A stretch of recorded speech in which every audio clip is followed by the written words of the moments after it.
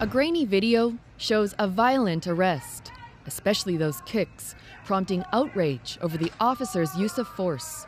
Today, Winnipeg police addressed it. Anytime there's a video like this that's shared widely, obviously some inaccurate information comes out, some misinformation, and I think the public asks a lot of questions that they want answered. The man was allegedly high on methamphetamine and was suspected in a couple of violent incidents. He was confronted by security and left.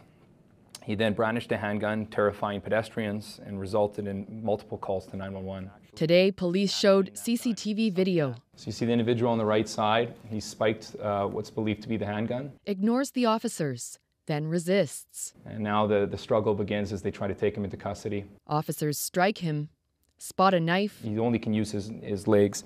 2 kicks, and a knife skitters away. And again, this is incredibly tough for some people to watch. The vast majority of use of force encounters or encounters that the WPS have with individuals are resolved without the need for force. Police say the man wasn't hurt and then offered this surprising statement. That kick likely saved his life. If that individual gets a hold of that knife that's in his waistband and officers see that and he has that knife in his hand, you're potentially in a lethal force encounter.